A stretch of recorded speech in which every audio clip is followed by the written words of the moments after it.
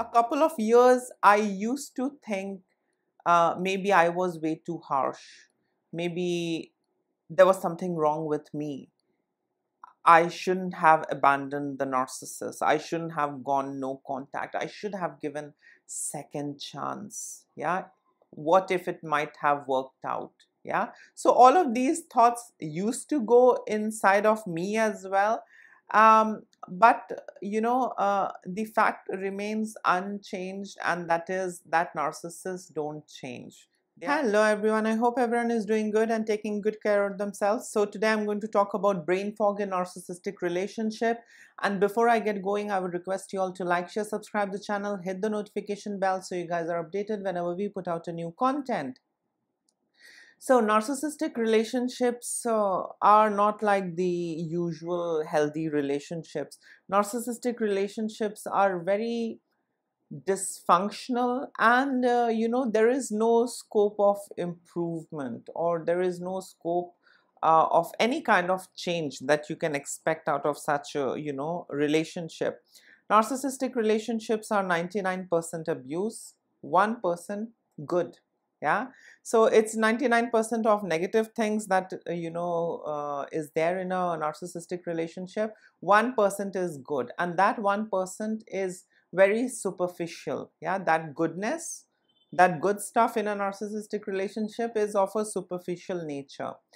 Maybe a flattery, compliment, a narcissist buying you something, good dinner, vacation, getting you dressed, paying for your something, maybe bill, or paying for some of your courses or education. So it's very superficial. Yeah, that 1%.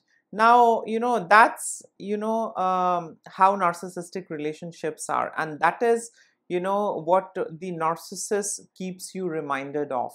That 1%. I did this for you, I did that for you. Now whatever little bit that the narcissist has done for you, you have to tolerate all of that 99% of abuse in exchange for that 1% that the narcissist has done for you. That's how the dynamics are when you are in a narcissistic relationship. They use that 1% of good as a bargaining chip. Yeah, I did this for you, don't forget I did this for you. Okay, payback reminder and all of that. So narcissistic relationships are like a very aggressive, violent roller coaster ride. There is extreme ups and downs, highs and low. There is nothing predictable. Yeah, it's all uncertain. Anything can happen any moment. Any of your word or action might hurt the narcissist and cause them narcissistic injury, and they might come at you. So being in a narcissistic relationship is like walking on eggshells. Yeah, you have to emotionally monitor them. You have to be very aware. You have to think 10,000 times before uttering a word or doing things. Yeah, what if that hurts the narcissist? So narcissistic relationships in general are very damaging.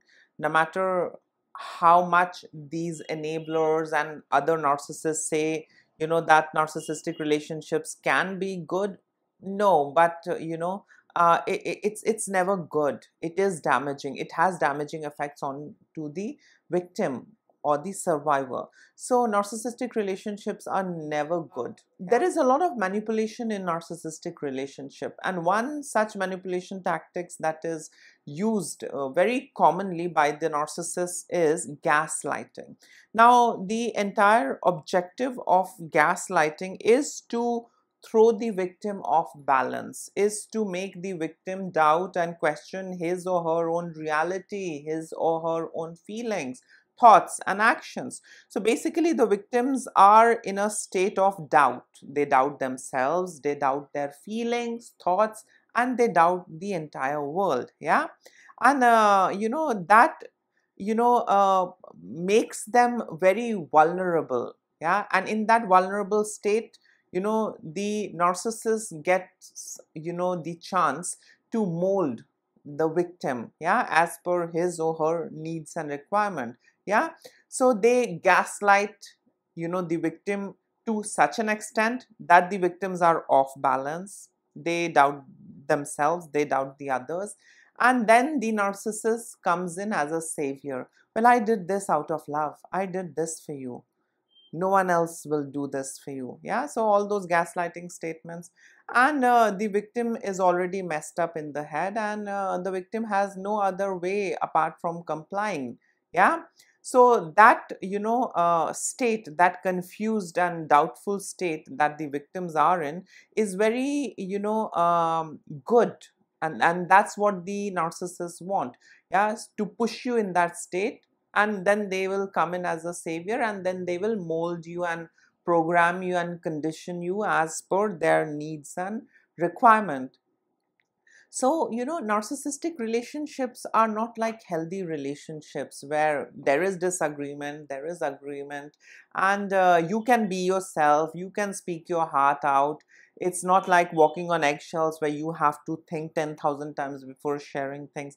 Healthy relationships are, not like all those rainbow things and rosy red stuff. Healthy relationships have challenges, and that's absolutely okay, because both the parties are ready to work things out. Yeah, so healthy relationships are very different, and narcissistic relationships are very different. Now, we all need to understand that, the narcissist's way of communicating with their victim is by gaslighting. Yeah, that is the language they communicate in with their victim, I mean their target. And this is basically to throw them off balance and, get them to comply with them. Yeah, um, people, communicate in various languages: Hindi, English, Arabic, Spanish, French, German. Lots of languages are there. People communicate in all these languages. But when we look at narcissists, their primary language for communication is gaslighting. They are always right. They are going to put you in that doubtful state. Well, don't you think this could be the reason? Are you sure? Aren't you being oversensitive? Oh, come on, stop being crazy. You are the only one who has problem with everything. So, this is how they communicate with their target, with their victim. Now, when you are surrounded by such an environment where you are gaslit on a regular basis, I mean, day in and out, you are being gaslit by the narcissist. I mean, what happens? A lot of things happen on a psychological level. Plus, the entire biochemistry, of your system also changes. Prolonged exposure to stressful situation, lots of cortisol, lots of, this release of adrenaline, that cocktail, you get addicted to if you're exposed to all of this for a prolonged period of time. Excessive production of cortisol again, hampers your immune system. Yeah, immune system protects you against diseases and various other illnesses. Immune system is compromised, you are very vulnerable to all kinds of disease and viral attacks. So that's the biochemistry part. But on a psychological level, on a mental level, this gaslighting, creates a lot of confusion. And, all that confusion, forgetfulness, lack of focus, and mental clarity is what, makes this brain fog, or you can say brain fog is made up of. Yeah, so gaslighting is the way how this brain fog develops in the victim's mind. Yeah, regular gaslighting, manipulation, withholding facts, silent treatment, stonewalling, passive aggressive behavior. I mean, do you think this will have a healthy impact onto the victim target? No, all of these things are damaging. Plus, the narcissists are expert in breadcrumbing. So every now and then they might throw tiny little crumb. Yeah, and then the victim,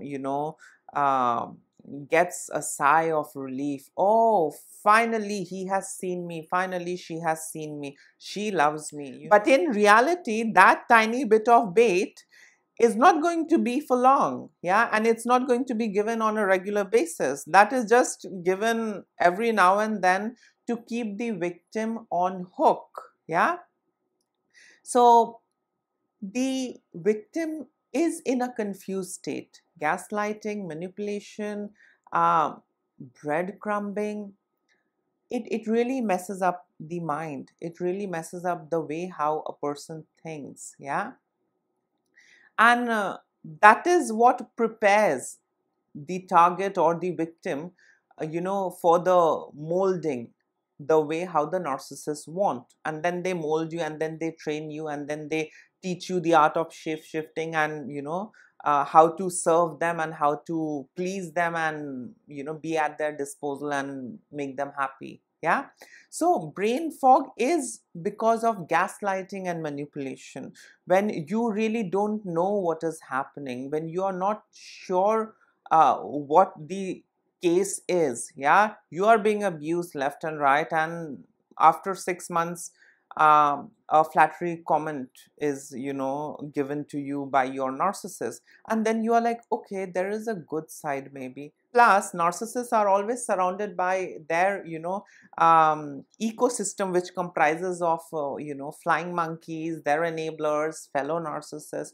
So everyone keeps enabling the narcissist. Yeah. So if you talk about things, they are going to tell you, oh, come on, it's okay, after all he does this for you, it's okay, after all she does this for you. So everyone enables the narcissist. Yeah. No one is going to listen to your side of story. No one is going to help you. No one is going to help you stand up against the narcissist. Everyone is going to push you back into that relationship, and they are going to enable the narcissist. They are going to tell you, well, after all he does everything, after all she does everything, maybe he must be stressed, maybe she must be having a difficult backstory. Okay, but having a difficult backstory doesn't give you the license to abuse and manipulate and exploit others. No, I also have a difficult backstory, but that doesn't give me the liberty and license to manipulate others and exploit others. No, my backstory has taught me a lot of lessons. My backstory has made me a strong person. That's it, period. Yeah. So this brain fog is because of constant gaslighting, manipulation, withholding love and affection. You need to understand, relationships with narcissistic people are very conditional, instrumental, and transactional. So till the time you are able to do things their way, or you are able to supply them with whatever they want, it's going to be okay. Yeah. But the moment they see that you are questioning them, the moment they see you are unable to give them what they want, they are going to withhold all that love and affection. Yeah. That is also used as a bargaining chip. They are going to tell you, well, you don't love me, you are not doing this for me. Well, if you love me, you should do this. So it's nowhere close to healthy being with a narcissist. So with all this manipulation, gaslighting, silent treatment, yeah, stonewalling, not letting you speak your heart out, not having any deeper conversation, training you to take the responsibility of their happiness, the narcissist's happiness. Yeah, that's how things are in a narcissistic relationship. Yeah, that's how the narcissists mold you or train you into this shape-shifting business. Yeah, you have to shape shift, you have to change, and you have to be the way how I want, or else you're not going to get that love and affection. Now you decide. Yeah. So all of this causes the brain fog. The victims, the targets are just confused in the head. Let me tell you, from my experience, I was in a relationship with a narcissist. I was raised in a family where I had narcissistic parents. uh, in a narcissistic relationship, you are never good enough. And that is something that keeps haunting you. Yeah. And this is because you are unable to do things the way how they want you to do. So they are going to make you believe that you are not good enough. There is something wrong with you. If they are in your life, they are, doing you a great favor. That's what they make you feel and believe. Yeah. You strongly, start believing that. Yeah. That there is something wrong with me. I might not function without her or him. And that's it. I should listen to him. I should listen to her. I should just, be the way how they want. That's it. Yeah. Otherwise, I won't get that love. I would be abandoned. I would be all alone. Yeah. So this manipulation that happens in a narcissistic relationship, it's very dark. It's very evil. Yeah. It's very bad and damaging. Yeah. It really messes up, the victim's mind. It really messes up the target's mind, and that's how they are stuck. Plus all that ecosystem, enabling the narcissist. They then, come and gaslight the victim. Give it some time, everything will be fine. Ah, come on, it must be because of stress. Just give him some time. Everything is going to settle. Yeah. Do this. Why don't you, be the way how he wants? That's how it is. That's how it is since ancient time. Okay. Lots of, appropriation of abuse that we get to see, whether it is religiously, whether it is culturally, societally. A great deal of abuse has been, appropriated. I mean, under whatever guise, under whatever context. I mean, that is debatable. But, we can see that abuse still exists. If you closely monitor, abuse still exists. Discrimination still exists. Yeah. According to me, brain fog is a result of constant gaslighting, lots of manipulation, withholding fact, um, withholding love and affection, silent treatment, stonewalling. So, brain fog is a result of all of this. Yeah. And the person is really confused. I know some of the survivors who are in this state or who are suffering from brain fog even after they have come out of the relationship. I mean, it's been 2-3 years, they're out of the relationship, and they still experience brain fog. So now you can understand how damaging it is to be with a narcissist. I mean, it happened with me also when I went no contact with the narcissist that was there in my life, whether it is family or love relation. For a couple of years, I used to think maybe I was way too harsh. Maybe there was something wrong with me. I shouldn't have abandoned the narcissist. I shouldn't have gone no contact. I should have given second chance. Yeah. What if it might have worked out?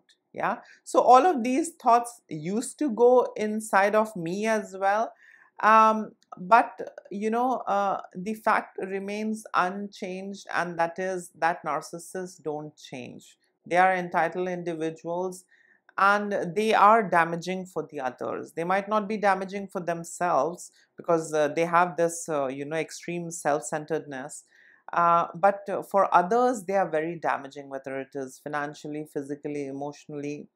In a lot of ways they are damaging. So yes, brain fog is a result of uh, being with a narcissist, or being raised by a narcissist, or by being in that toxic relationship. Brain fog is a result of that. The more time you spend in that relationship, narcissistic relationship, uh, you are going to experience brain fog for a longer period of time. I mean, after some time, definitely, you hit clarity, you get to see things, but it takes time. Yeah. So the moment you start, prioritizing your own self, the moment you start loving your own self, um, a lot of, changes happen. And one such change is that you begin to have clarity as to what you were dealing with, and you know how you were treated. You begin to see things clearly, and that is the time when this brain fog clears out. Yeah, plus your biochemistry on the inside is stabilized and regulated. Yeah, so the cortisol levels are much more in balance and in control. They are not flooding in your system. Yeah, so there is a lot of thing that happens when you come out of such toxic, in this case narcissistic relationship. Yeah, everything changes. You begin to heal, you begin to recover. And I mean, that path is very painful. It's not easy to heal and recover, but it's not impossible. Yeah, so yes, brain fog is a result of manipulation, gaslighting, stonewalling. I mean, if you are with a narcissist, you are bound to experience brain fog, and that brain fog can last for a real long time. Yeah, you have to work on that. So yes, this was it. In case if you would like to add in something, you can always comment below. Till then, take care of yourself. Don't ignore the red flags. Bye.